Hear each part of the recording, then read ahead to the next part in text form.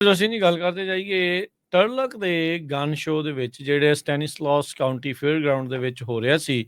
ਉੱਥੋਂ ਇੱਕ ਵੈਂਡਰ ਦੇ ਕੋਲੋਂ 33 ਬੰਦੂਕਾਂ ਜਿਹੜੀਆਂ ਆ ਉਹ ਚੋਰੀ ਕੀਤੀਆਂ ਗਈਆਂ ਆ। ਹੁਣ ਇਹਨਾਂ ਬੰਦੂਕਾਂ ਦੇ ਨਾਲ ਕੀ ਕਰਨਾ ਹੈ ਜਿਨ੍ਹਾਂ ਨੇ ਚੋਰੀ ਕੀਤੀਆਂ ਉਹਦਾ ਤਾਂ ਪਤਾ ਨਹੀਂ। ਇੱਕ ਜਿਹੜੀ ਗੱਲ ਹਾਸੇ ਵਾਲੀ ਵੀ ਕਹਿ ਲਓ ਜਾਂ ਅਚੰਭੇ ਵੀ ਵਾਲੀ ਵੀ ਆ ਵੀ ਇਸ ਗਨ ਸ਼ੋਅ ਦੀ ਰਾਖੀ ਦੇ ਲਈ 2 ਅਨਆਰਮਡ ਸਿਕਿਉਰਿਟੀ ਗਾਰਡ ਜਿਨ੍ਹਾਂ ਦੇ ਕੋਲ ਕੋਈ ਹਥਿਆਰ ਨਹੀਂ ਸੀ ਉਹਨਾਂ ਨੂੰ ਰੱਖਿਆ ਜਿਹੜਾ ਹੋ ਗਿਆ ਸੀ। ਤੇ ਜਿਹੜੇ ਚੋਰ ਆਏ ਉਹ ਬੰਦੂਕ ਦਿਖਾ ਕੇ ਬੰਦੂਕ ਦੀ ਨੋਕ ਦੇ ਉੱਤੇ ਇਹ ਜਿਹੜੀ ਚੋਰੀ ਜਿਹੜੀ ਉਹ ਕਰਕੇ ਲੈ ਗਏ ਆ। ਕਹਿੰਦੇ ਵੀ ਐਤਵਾਰ ਨੂੰ ਤਕਰੀਬਨ ਸਵੇਰੇ 4:30 ਵਜੇ ਇਹ ਘਟਨਾ ਜਿਹੜੀ ਆ ਵਾਪਰੀ ਆ। ਡੋਮਿਨਿਕਿਓ ਸੈਂਚੇਜ਼ ਨਾਂ ਦਾ ਜਿਹੜਾ ਉਹ ਵੈਂਡਰ ਸੀਗਾ।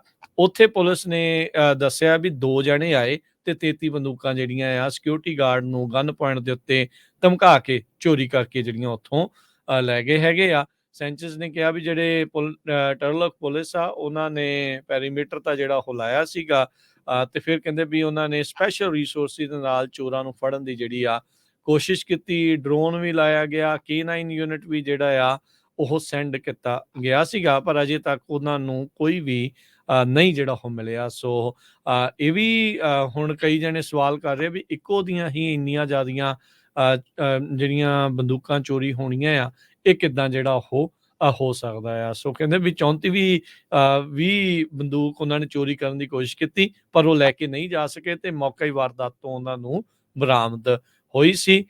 ਤੇ ਜਿਹੜੀਆਂ ਸਟੋਲਨ ਗਨਸ ਆ ਉਹਨਾਂ ਨੂੰ ਆਟੋਮੇਟਿਡ ਫਾਇਰ ਆਰਮ ਸਿਸਟਮਸ ਦੇ ਵਿੱਚ ਉਹਨਾਂ ਦੀ ਇਨਫੋਰਮੇਸ਼ਨ ਐਂਟਰ ਕਰ ਦਿੱਤੀ ਗਈ ਹੈ। ਸਟੇਟ ਵਾਈਡ ਡਾਟਾਬੇਸ ਹੁੰਦਾ ਆ ਜਿਹੜੀਆਂ ਬਾਅਦ ਦੇ ਵਿੱਚ ਇਹਨਾਂ ਸੀਰੀਅਲ ਨੰਬਰਸ ਨੂੰ ਮੋਨੀਟਰ ਕਰਦੀਆਂ ਰਹਿੰਦੀਆਂ ਆ। ਸੋ ਜੇ ਉਹਨਾਂ ਨੇ ਸੀਰੀਅਲ ਨੰਬਰ ਉੱਤੋਂ ਮਿਟਾ ਦਿੱਤਾ ਫਿਰ ਤਾਂ ਟਰੈਕ ਕਰਨਾ ਕਾਫੀ ਔਖਾ ਹੋ ਜਾਊਗਾ। ਪਰ ਇਹ ਬੜੀ ਅਚੰਭੇ ਵਾਲੀ ਜਿਹੜੀ ਘਟਨਾ ਆ ਇਹ ਇੱਥੇ ਟਰਲੌਕ ਦੇ ਵਿੱਚ ਵਾਪਰੀ ਆ ਸਟੈਨਿਸਲਾਸ ਕਾਉਂਟੀ ਫੇਅਰ ਗਰਾਊਂਡ ਦੇ ਵਿੱਚ।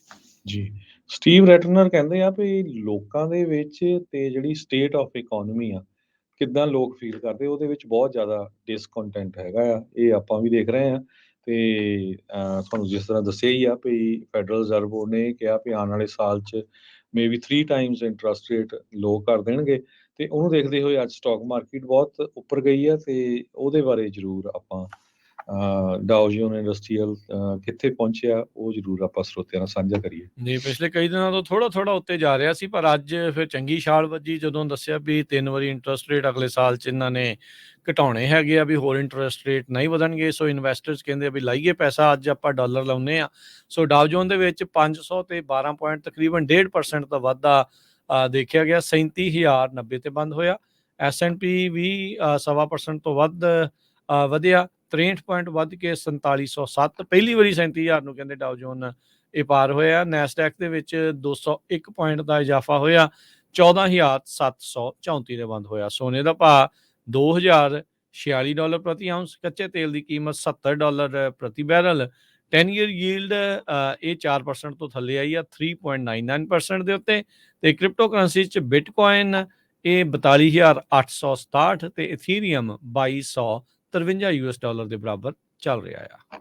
ਜੀ, ਜੇ ਇੰਟਰਨੈਸ਼ਨਲ ਲੈਵਲ ਤੇ ਗੱਲ ਕਰਦੇ ਜਾਈਏ ਇੰਟਰਨੈਸ਼ਨਲ ਮੋਨੀਟਰ ਫੰਡ ਦੀ ਡਿਪਟੀ ਗੀਤਾ ਗੋਪੀਨਾਥ ਆ ਉਹਨਾਂ ਨੇ ਅੱਜ ਕਿਹਾ ਵੀ second cold war is coming ਤੇ ਜੇ ਆਉਂਦਾ ਆ ਜੇ ਹੁੰਦਾ ਆ ਉਹਦੇ ਨਾਲ ਟ੍ਰਿਲੀਅਨਸ ਆਫ ਡਾਲਰ ਦੀ ਜਿਹੜੀ ਆ ਇਕੋਨਮੀ ਆ ਗਲੋਬਲ ਇਕੋਨਮੀ ਉਹ ਵਾਈਪ ਆਊਟ ਹੋ ਜੂਗੀ। ਇਹ ਫੋਰਚੂਨ ਮੈਗਜ਼ੀਨ 'ਚ ਉਹਨਾਂ ਦੀ ਅੱਜ ਇੰਟਰਵਿਊ ਸੀਗੀ।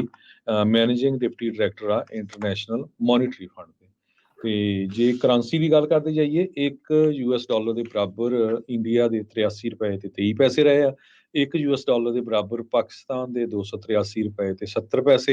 $1 ਦੇ ਬਰਾਬਰ ਕੈਨੇਡਾ ਦੇ $1 ਤੇ 35 ਸੈਂਟ।